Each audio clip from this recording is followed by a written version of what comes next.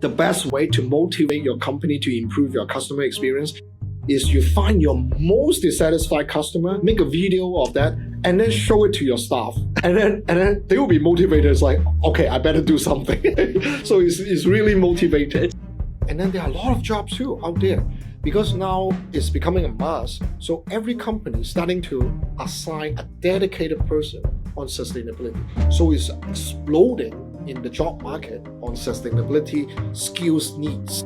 Welcome to the HKUST MBA Superconnector podcast. My name is Shih, and I'm the Associate Dean of our MBA programs.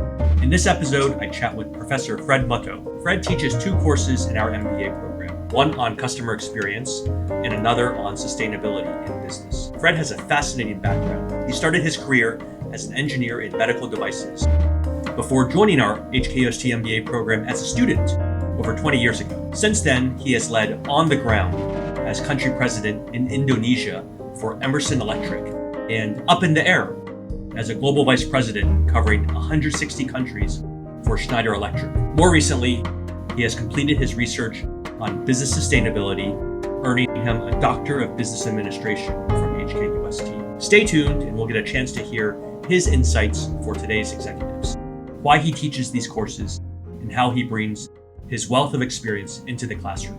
Enjoy. Fred, you've recently been teaching in our MBA program and teaching some fascinating courses for our students this year. You've got a course on mastering the customer experience, and you've also got a course on managing business to create value through sustainability. I would love to use this time to hear more about the courses and how your personal experience has shaped your teaching. So let's start with mastering the customer experience. Can you tell us what the course is about and what your goals for the students are in this course? Okay, great. First of all, thank you for inviting me. It's such an honor to be back to school as an alumni, 2-time alumni now with an MBA and DBA. Yes.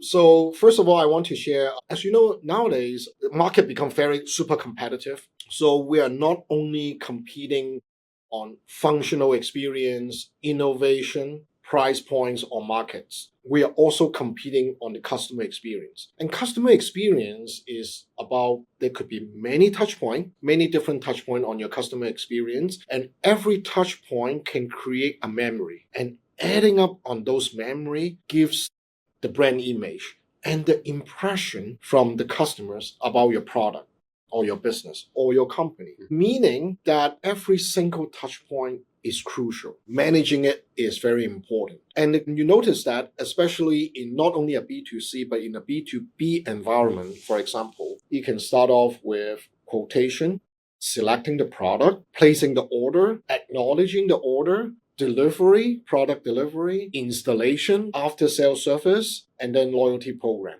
right? And then warranty as well. So you can see there could be many different touch points that can shape the performance of the interactions. And nowadays, businesses have to compete not only on all these things, but also on the exceptional customer experience, because that's becoming the differentiation factors between businesses, especially when in a super competitive market, right? So that's one thing. And another thing is, I want to teach this course is, can you imagine businesses leverage the word of mouth of all your customers? So you have an army of customers free of charge selling for you based on the stories that they have built from your brand. And these stories can only be created through these experiences. Okay, so this is the fundamental concept. So it's a very powerful tools that businesses really want to build. As you can imagine, right? You just flew a flight using Cathay Pacific services. What do you get? You always get an email afterwards. How was your experience, right? But the problem with these kind of survey is they tend to over-survey. They tend to do it for the sake of doing it, just checking the boxes. What I want to teach in the course is that we are serious about deep diving into these feedback, right? To really get the insights from these feedback and actually do something about it. Because imagine if you have customers who have been giving a lot of feedback, but they don't see actions or corrections or improvements from the company. guess what's going to happen? Sooner or later, they're going to stop giving feedback. So the whole process becomes useless as a waste of time, right? And so the important thing is it has to be genuine about it. So I'll teach a lot of methods and tools and processes, maybe surveyed by a third party or maybe randomized on your customer sample size. Also, another thing is very important is customer persona, right? You don't treat all your customers the same. Each one has a very specific characteristics and needs, right? So for example, in a B2B setting, for example, you have distributors, you have retailers who are more keen on cash flow, product availability, inventory selections, and whatnot, right? But then you have strategic integrator, you have technicians, you have designers. They're more keen on technical aspects, your technical competencies, right? And then you have your end users, like the hospitals, the banks, and all that. They need immediate support from your most senior engineers, right, to come on sites to support. So you can imagine different personas, their needs are very different. Better allocate your resources for the right needs to maximize the customer experience to satisfy. Now, it's not only to satisfy. Of course, in the course, I'm going to talk about how to delight, exceed their expectations. The only way that can create a memorable experience is by exceeding their expectation. By exceeding it, now it becomes memorable. When it becomes memorable, now they have a story to tell. When they have a story to tell, now you have the free armies of salespeople promoting your brands, becoming your promoters. So I think you can see a lot of businesses, they're catching on to do survey and getting feedback from the customers. But the point is, how serious are they taking these feedback to gain the necessary insights to really move the needle, if you may, improving the customer experience? And one more important thing is we have to treat these feedback like gold. They are money, right? Don't treat it like a process. So these are gold mine from these feedback. So what can we do is use this feedback, take it very seriously. But then most important is acknowledge back to your customers. Mr. Customer or Mrs. Customer, this is what you told me 6 months ago, and we are super transparent into sharing the root cause of the issue. This is another very important thing, is sharing the root cause, opening up your dirty laundry, if you may. A lot of businesses have, because of their ego, they don't like to be disclosing, oh, I have weakness in my processes, I have weakness in my people management or whatnot. But customers actually want you to be honest with them. Because when you are honest, what does that mean? You're acknowledging your weaknesses. And when you're acknowledging your weaknesses, that means you're going to do something about it. Because solving the problem is not hard, but knowing the problem and acknowledging it is the hard part. So this is what I'm going to teach in my course, using case studies, using guest speakers, use my 11 years of experience with Schneider Electric, managing 160 countries. So I think it will be a great course for the students. That's fascinating. I mean, the customer is really at the heart of business. Exactly. For any business. And it's interesting to hear you describe this isn't just a B2C concept, but also B2B companies, tech companies, industrial product companies, energy companies are all applying this as well. I want to pick up on your unique lens, which is you've managed customer experience. You were the global VP with Schneider Electric, leading this initiative. You also had a long career at Emerson Electric. You were country president of Indonesia. You've been on the front lines. Yes, You've had to deal with, I'm sure, a lot of angry customers, a lot of, delighted customers as well. But, you've had that full experience and you're very familiar with both the theory and the practice. So can you talk a little bit about, how you apply and integrate the theory and what you've learned in practice about making this work? Excellent.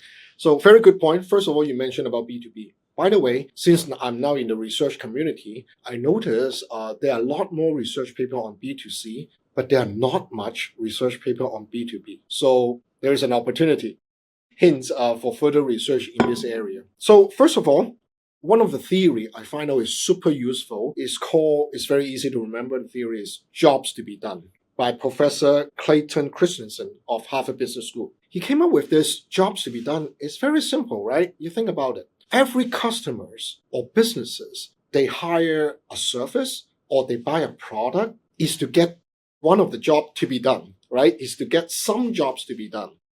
Let's take, for example, right, some rich, high-class people, they want to buy a luxury brand bags, the Hermes bags or some jewelry watches or brand name watches. Well, this theory is focusing not only on the functional aspects of the jobs, but on the social and the emotional aspects. So the example I just given is, come on, you don't pay $1 million for a bag for the functional aspects of the bag, right? Just to carry things. But it's because of the brand image, because of the emotional experience, right?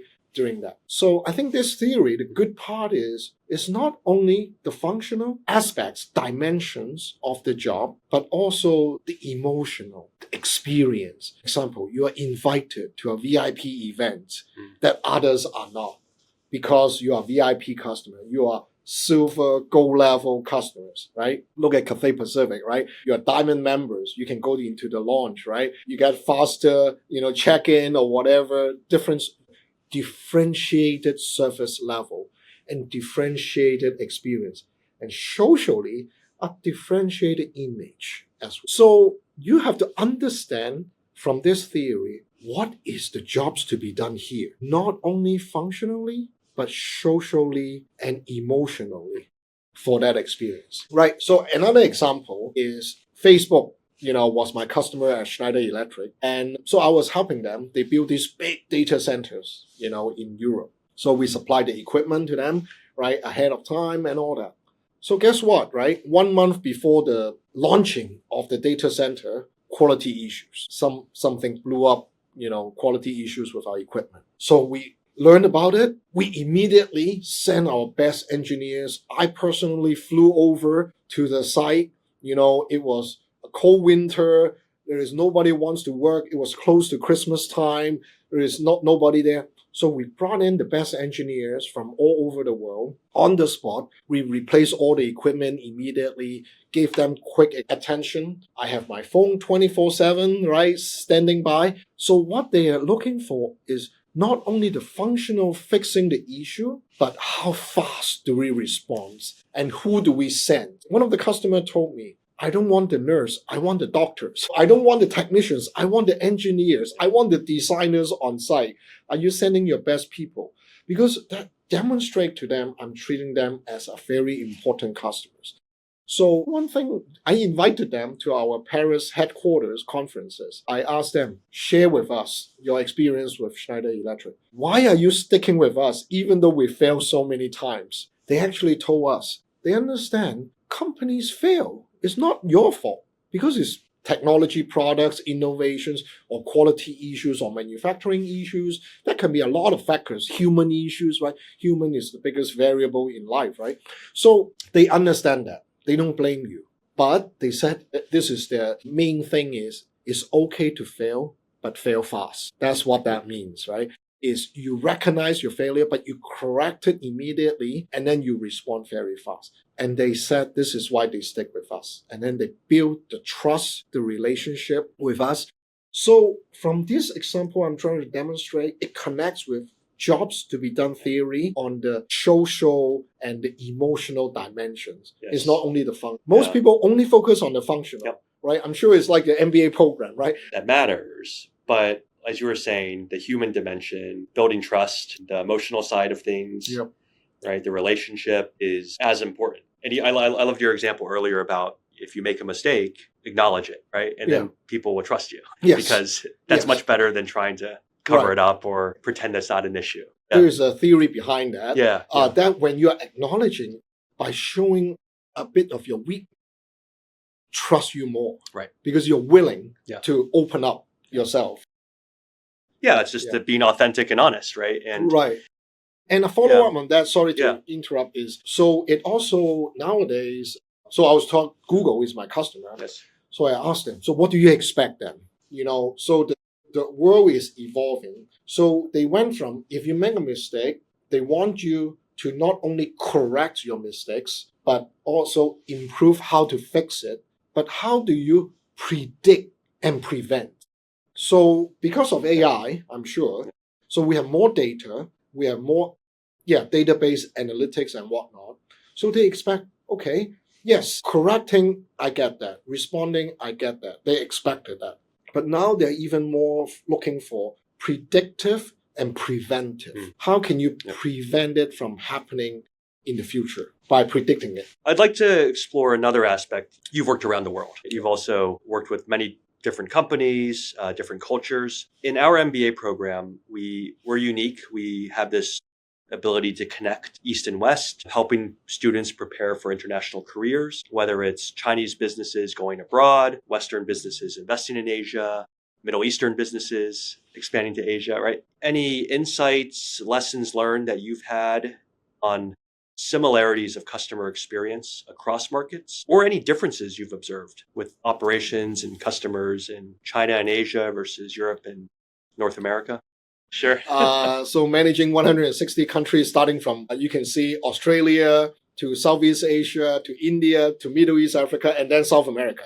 Very interesting. Let's start off with keeping it very simple. I think, first of all, cultural difference, I don't want to oversimplify, but Eastern tends to be what we call high context culture, and the West tends to be what we call low context culture, which I'll use examples to explain later. So meaning Asia, tends to won't explicitly tell you what they want and what do they mean, right? Not that they want you to guess, but they tend to go around a little bit, right? And then the West tend to be low context culture, meaning they like to spell it out on paper, black and white and all that, right? If you may. So I'll give you an example. So my boss and my boss from the US, I was at Emerson. So we walk into our customers here in China. I was with him, go to 𝐸𝐮, right? They're big air conditioning manufacturers, used to sell compressors, right, from Emerson to them. So my big boss, right, from the US come in. Oh, great to meet the CEO of 𝐸𝐮, Dong Mengzhu. At that time, she's like the rock star of 𝐸𝐮. And then the first thing my boss was like, Miss Tong, so what do you think is going to be your sales forecast for the rest of this year? What's your growth target? And all that, right? Very tangible, technical, quantifiable questions. And she was shocked, right? She was like, this is the first meeting.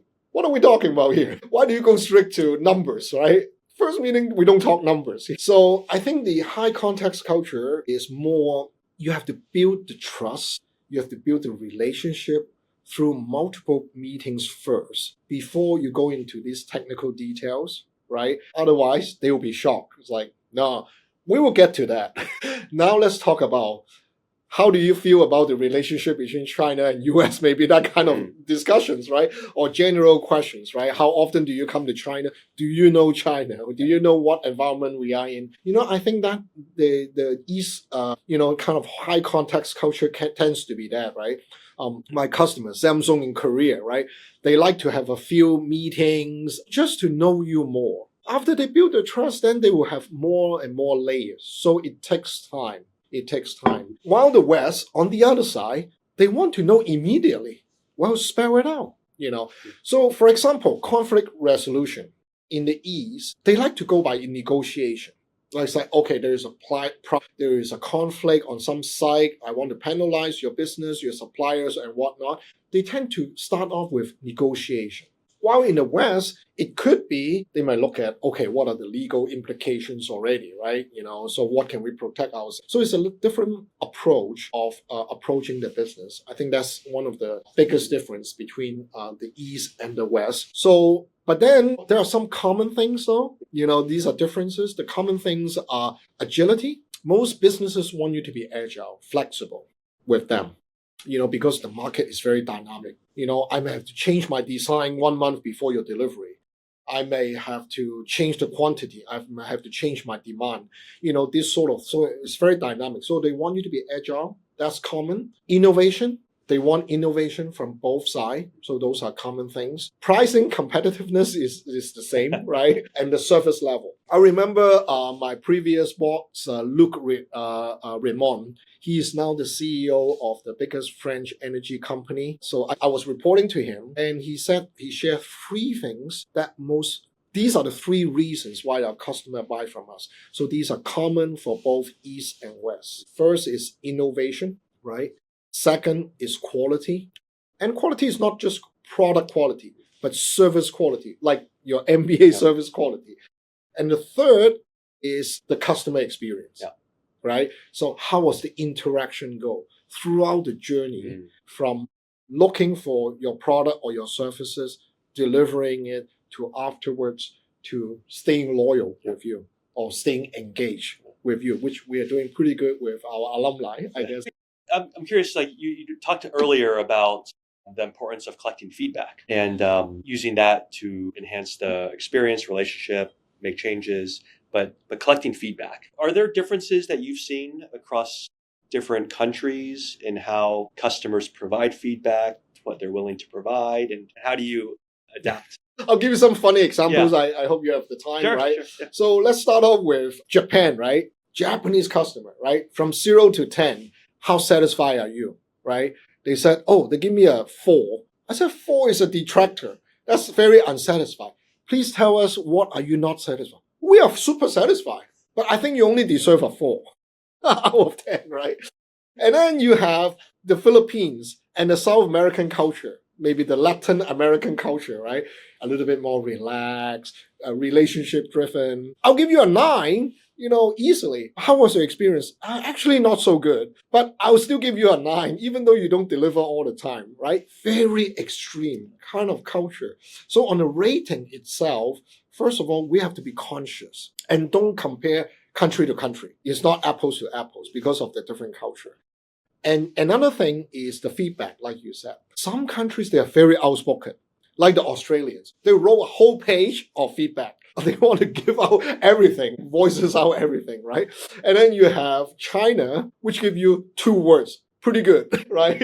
So there is different of culture, right? So another example for China is, so I find out, they said pretty good. So what do? How can I collect the feedback? What I do, I go visit them, right? I go visit them, sit in front of them, and then you also notice the first 45 minutes, they still won't tell you anything yet because Chinese, the face. I don't want to embarrass your sales guys next to you, your country manager next to you, your global team. I don't want to make them look bad, right? Because they still have to do business with them, right? But then you notice, you give them more time. After 45 minutes, they start to relax a little bit. They start to trust you after some conversation. Then they bring, please ask the analytics team to come out. Please ask the supplier chain team to come out, right? Please ask the engineering facility team to come out. Tell them the truth. What are the issues? So sometimes you have to be patient. In the Asian culture, you sit longer, you interact longer, you hear more. While some other culture, in the Australian culture, the first 60 minutes, they want to get it done and go have a beer. So they just voices out everything immediately.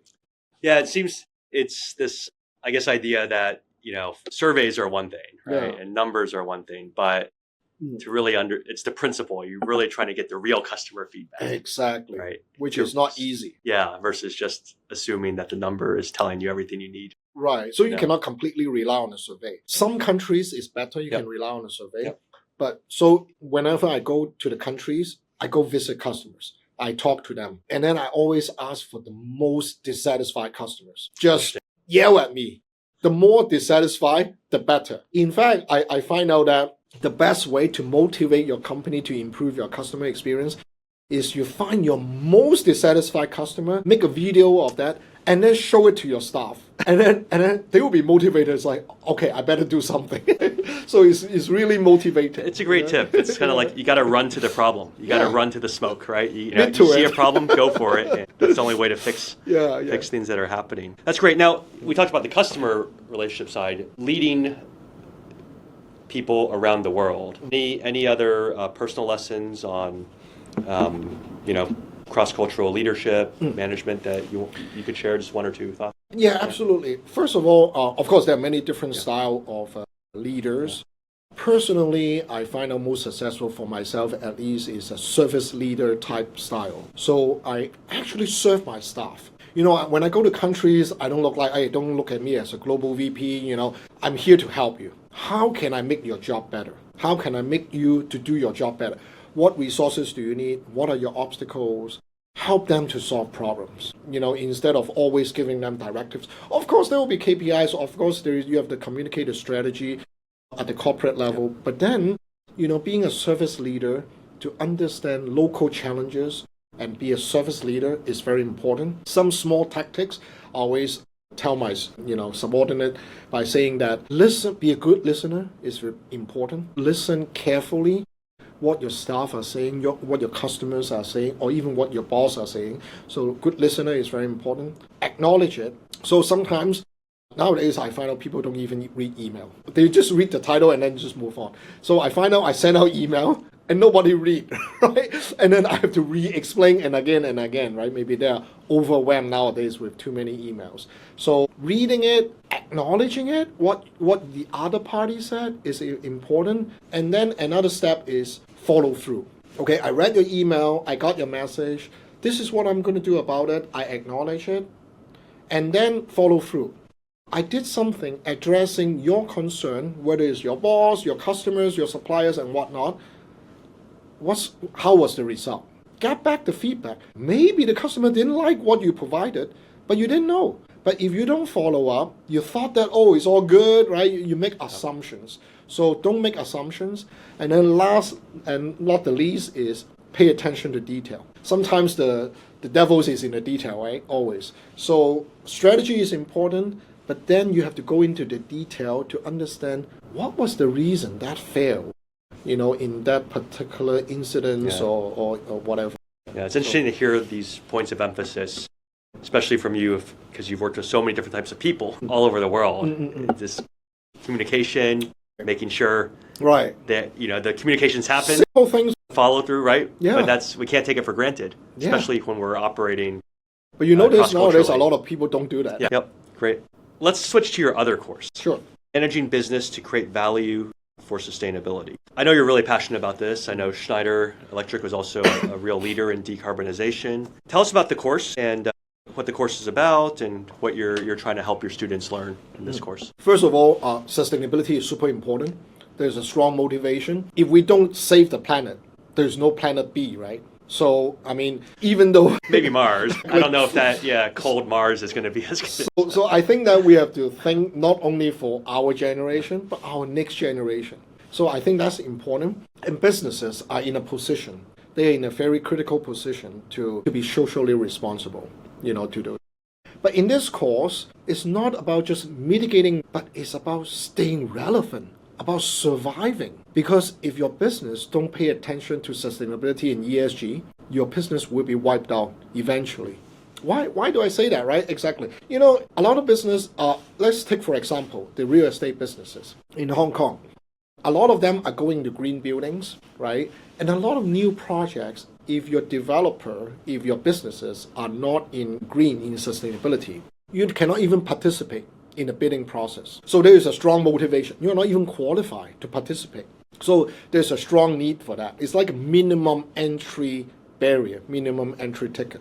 I visit my customers, right, in Japan or Europe. They're super sustainable countries, these are. The first thing whenever I visit them, hey, Mr. Customer, I want to create a scorecard, right? Tell us, how do you rate us? The first criteria on a scorecard is, what are you doing on sustainability? How mature are you? So you can imagine the world is changing, the trend is changing. It's becoming a must. It used to be nice to have, but it's becoming a must-have in your strategy. Now, I want to teach in this course is, it used to be, it's more a CSR, it's more defensive, a risk mitigation activities. Depending on your industries, especially some industries are more scrutinized, like the property developer or the industries, because they emit more carbon. But nowadays, it's extending to all kinds of businesses. That's one thing. It's not only defensive strategy, but also offensive strategy. I work for Schneider Electric. As you remember, during our MBA talk, right, a few months ago, Jean-Pascal shared, 10 years ago or even longer ago, he decided that it's going to integrate sustainability into the core strategy because he sees an opportunity there. It's not only a defensive weapon, but an offensive weapon, right? What can sustainability get you? First of all, why? Because your consumers, your customers, just like the example I just mentioned, cares more and more that the vendor and suppliers are sustainable suppliers. They will choose them over the others. So they will gain more sales. Second, they're willing to pay more because you're sustainable companies. So price point can be higher, so higher profit margin. Third, lower cost. You're more efficient, less waste, right? You do lean manufacturing, you do lean stuffs, you do more recyclable products. So you reduce energy usage, improve process efficiency. So meaning lower cost. So you improve your bottom line, right? Your better profit margin. More human resource, right? We are going into the Gen Z, right? Generations. What do they care more? They want to work for purposeful companies, meaning companies who are sustainable, that cares about the earth, right? About well-being, not only environment, but social as well. They are fair employer, the governance, right? So easier to attract young talent and retain young talent. So lower cost again for the businesses. Not to mention the brand image, very good brand image, right? And then you can get good ranking because I worked for Schneider for 11 years and we are the most sustainable company in the world this year and for many years. So Jean Pascal took the risk of taking this, of integrating sustainability into the core strategy. Because if you are treated it like an initiative, a marketing thing, right? Then you'll be at risk of being called greenwashing, right? But if you're integrating into your core strategy, then you are applying it everywhere. So in my research and in my course, we're talking about only by integrating it into your core strategy, you're going to influence not only your internal process, externally across the value chain, up the supplier, upstream on your supplier side, and downstream on your customer side. So the true successful integration of the strategy are the ones who can influence the suppliers and downstream on the customers, which is what my thesis is and which is what I teach in this course. So I touches on different theories. One, of course, the stakeholder theories, where you have to take care of different stakeholders. Second is institutional theory, which is DiMaggio's, they talk about the coercive pressure, which is the pressure from the government, from your customers, from your supplier, which I mentioned earlier, or mimetic pressure, because your competitors are doing it. Should I be doing that? And then there is the normative pressure, which is the regulations and whatnot. So this is the institutional theory, which I'll touch on as well in the course. And finally, there is one very good theory, which is called the attention-based view. Because a lot of companies, what they do is they started off, I'm adopting this ESG into my core strategy, but then after 2-3 years, they say, oh, let's go back. It's a profitability issue, let's forget about it. So the attention-based view from Ocasio talks about how do you stay focused across the entire organization to stay with this. This is why companies like Swire Properties, like Schneider Electric, like Unilever, and now more and more, even Apple, or to be honest, surprisingly, when I'm teaching the course, many of the Chinese companies like Alibaba, Tencent, they're super sustainable. So you thought that they are not, but they are more sustainable in the world. Look at China, right? Now they're so much into EV and solar panel, right? They become the leaders in the world because they pay attention. They pay attention to the trend. Yeah, it's even, I think about students who are considering whether to take the course or not. And we've always got a group of students that are preparing for careers in banking or finance or investing. It strikes me that this course would be really important for them to take as well. Absolutely. And I think about some of the private equity investors I've spoken with and how they incorporate sustainvitality into their investment thesis. Absolutely. They're looking at that when they're diligencing companies. Exactly. In the last course, right, I invited a guest speaker from BlackRock, which is a leader, in sustainability investing. Yeah. He came in to explain how sustainability-linked loans works. And then he talks about all these projects and he sees the money all coming in. What's amazing after the last MBA course, two of the students came to me asking me, Professor, do you think I can get into start a new career in sustainability? I said, why not? Because after the course, they were super motivated. And then there are a lot of jobs too out there.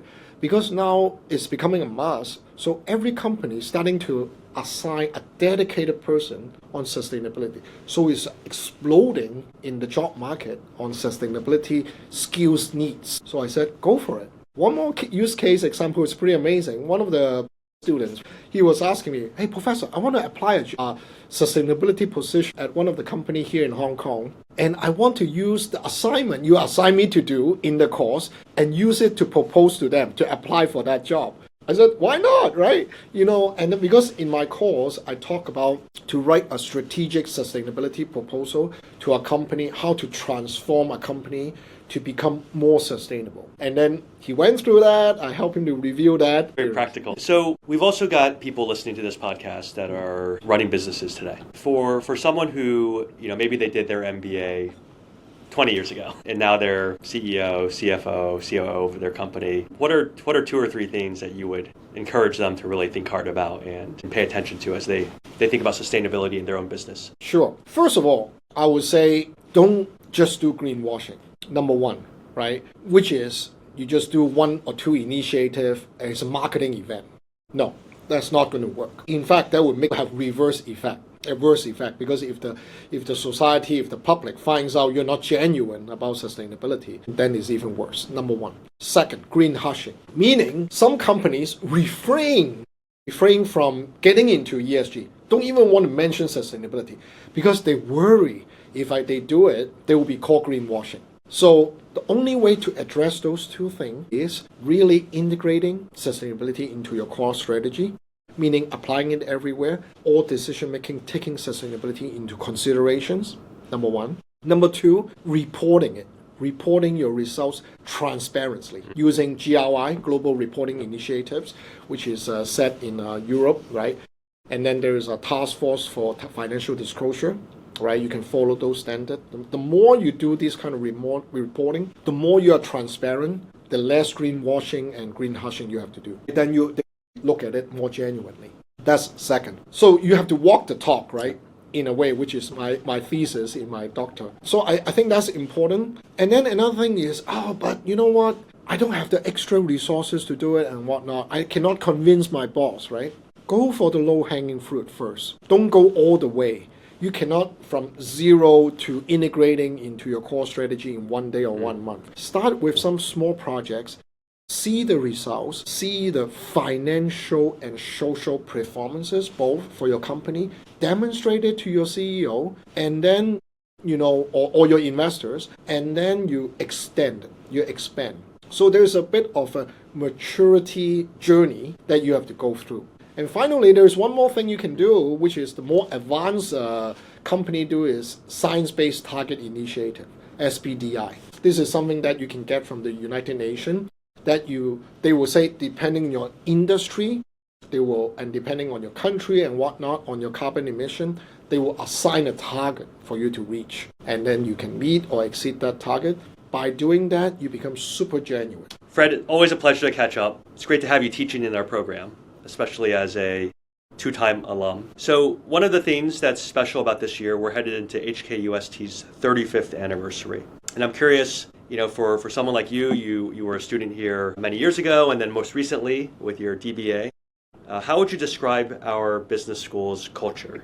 And what do you enjoy most about being part of the HKUST community? So let's start by sharing that 20 years ago, when I applied for the MBA program here, I'm so glad I made the choice of HKUST over Chinese university. I got both offer at that time. And then I guess one of the first thing I was thinking about is a bit more US-centric, close to the US kind of MBA setting that we have at HKUST. The flexibility on the elective courses by limiting the number of core courses so that, we can tune the curriculum more to our own needs. The connections with the industries, at least for my case, 20 years ago, thanks to HKUST, I got the scholarship with Emerson Electric. Without that, it won't start my career like this, right? So that the close connection between HKUST MBA program and the industries, it was super valuable for me as an MBA student at that time. And then I also really enjoy the freedom. I feel like you guys really let us loose, in this MBA program. Unlike the other programs, which has many restrictions, many rules, here is kind of like a wide open thing for us to develop and really stretch the envelope on our thinking to really push us to think outside the box. So I like that a lot. I really like the can-do spirit of HKUST, which I was not getting it until I came into this university and this program. So I think it's super dynamic. So it's challenging while giving us the freedom, but then it's also very accommodative to us for our, depending on your own developments, personal needs and whatnot. So I think it really adds a lot of value to the students who are looking for that kind of development in their MBA program. It's great to have you teaching in it and kind of keeping that tradition going. I know you're challenging our students in the classroom, and you're supporting them, helping them stretch themselves, giving them that space to explore and really push the boundaries. Right, exactly. So that's great. Well, thank you. Okay, thank you very much. Great to be here. Thank you for inviting me. Thanks for listening. If you found this conversation useful, please follow us on your Spotify, Apple Podcasts, or on our HKUST MBA YouTube channel. Stay well.